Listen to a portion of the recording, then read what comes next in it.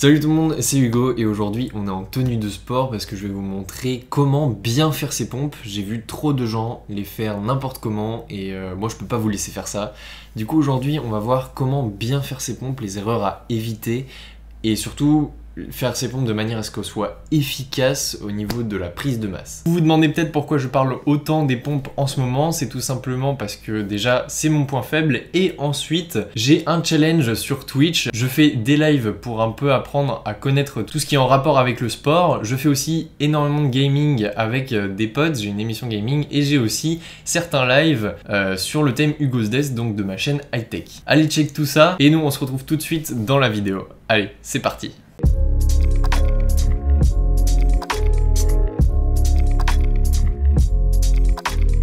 Si jamais j'oublie des choses, n'hésitez pas dans les commentaires, hein, cette chaîne est faite pour ça, elle est faite pour que justement on progresse tous ensemble, qu'on prenne du poids et qu'on prenne de la masse tous ensemble, donc allez-y, n'hésitez pas à écrire dans les commentaires. Donc déjà il faut savoir qu'il n'y a pas qu'un seul type de pompe et que ces exercices peuvent mettre l'accent sur une partie du corps plus qu'une autre. Par contre le truc à éviter c'est qu'il ne faut pas mélanger les exercices parce que sinon vous allez vous blesser. Donc premièrement je vais vous parler de la pompe classique, des erreurs à éviter et des choses à faire impérativement. Alors je vais le faire en même temps que vous. Premièrement, vos coudes quand vous descendez, ils doivent être le plus près possible de votre corps.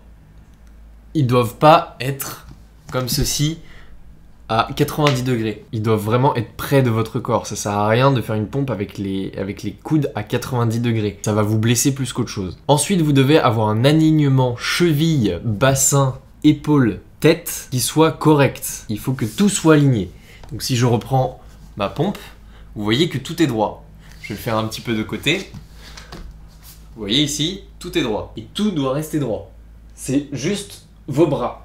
Vos bras bougent, le reste ne bouge pas. La tête doit être alignée le plus possible avec le reste du corps. Vous étiez en train de me regarder tout à l'heure prendre la position ici. Vous avez pu donc voir que les mains qui sont posées par terre sont pile à la largeur des épaules. Pour savoir si vous avez bien placé vos mains, vous descendez une fois et vous pouvez voir ici que mes mains sont juste en dessous de mes épaules. Vous remontez et vous pouvez continuer. Dans la même rengaine, position au sol, quand vous êtes tout en haut, vous pouvez voir si vous êtes bien positionné, si vos bras là sont perpendiculaires au sol. Donc là c'est bon, ils sont perpendiculaires au sol, je peux commencer. Quand vous commencez à faiblir, si jamais vous remontez comme ça et que vous forcez sur votre dos, déjà ça brise l'alignement dont on a parlé tout à l'heure, et ensuite vous risquez de vous blesser, c'est pas bon, préférez arrêter même si vous êtes en plein milieu d'une série, plutôt que de continuer à faire de la merde, vous allez vous blesser. Maintenant on va parler de l'amplitude du mouvement, parce qu'il y a plein de gens qui font des toutes petites pompes comme ça là, et ça sert à rien. Pour l'amplitude d'une pompe, c'est tout simple, vous reprenez la position qu'on vient d'étudier, jusqu'à ce que votre poitrine touche presque le sol, et vous remontez, bras presque tendus, pas totalement tendus comme je l'ai fait,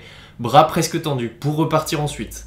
Parce que si vous tendez les bras, vous allez claquer les articulations, et c'est pas bon. Et pareil, quand je vois des gens faire des pompes, il y en a qui font et qui sont beaucoup trop rapides. Si vous faites des descentes lentes et des remontées lentes, ce sera souvent plus efficace que des grosses pompes rapides dégueulasses. Ça, ce sont les erreurs courantes. Maintenant, on va voir les autres types de pompes. Il existe les pompes larges où vous allez pouvoir travailler les pecs. Donc vous allez mettre vos mains à une largeur 2 fois plus grande que celle de vos épaules et vous allez descendre de la même manière. Donc là c'est la seule exception pour les coudes, pour qu'ils soient à 90 degrés et pas le long de votre corps. Ensuite vous allez pompe avec les mains un tout petit peu plus en avant ou en arrière de vos épaules. Ça va être plus difficile parce que ça va vous faire travailler le dos et les abdos. Et ensuite vous allez pompe profonde, donc vous pouvez utiliser des accessoires qui s'affichent juste là, ou tout simplement, vous pouvez prendre une pile de livres, essayer de la caler au mieux possible parce que si vous la faites mal, ça peut tomber et vous pouvez vous blesser plus facilement qu'une blessure musculaire. Et ensuite, vous descendez jusqu'à ce que votre torse touche le sol. Mais vu que vos bras seront plus hauts que d'habitude, vous devrez descendre plus profond que d'habitude. Et avec ces indications, chaque pompe a un niveau de difficulté personnalisable. C'est-à-dire que par exemple, sur une pompe classique, si vous pensez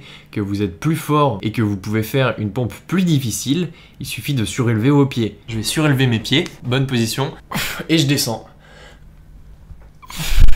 Et bien sûr, il y a des pompes avec des difficultés hardcore, comme par exemple les pompes Poirier. Aujourd'hui, on va pas voir ça parce que clairement, j'ai pas la condition physique pour le faire. Peut-être plus tard dans ma vie, pour pouvoir voir ce que ça fait et voir comment on les fait correctement, parce que pour l'instant, je suis pas un pro là-dedans. J'ai pas envie de vous dire de bêtises. Si jamais vous êtes sur ces types de pompes-là assez classiques et que vous voulez encore plus, et bah tout simplement, essayez de varier les rythmes, les charges sur votre dos. Si par exemple, vous voulez faire des pompes avec des gilets lestés, c'est super efficace. Par contre, attention encore à l'alignement du dos, bassin épaules. Et vous pouvez aussi varier les temps de remontée et les temps de descente. Si vous faites 5 secondes descente, 5 secondes montée, vous allez voir que vous allez en faire peut-être 10, mais elles sont plus efficaces que si vous en faites 20 rapidement. Bref, maintenant vous savez comment faire vos pompes et vous savez quels sont les exercices efficaces pour pouvoir bien les faire. Nous on se retrouve sur les réseaux sociaux. D'ailleurs j'ai changé d'identité visuelle, vous pouvez le voir sur mes réseaux. Maintenant je m'appelle Hugo-8 YouTube, donc YT-8. C'est aussi simple que ça. Allez me suivre, vous loupez plein de choses. Et nous on se retrouve pour de prochaines vidéos quand vous serez abonné, que vous aurez activé la cloche et toutes les notifications.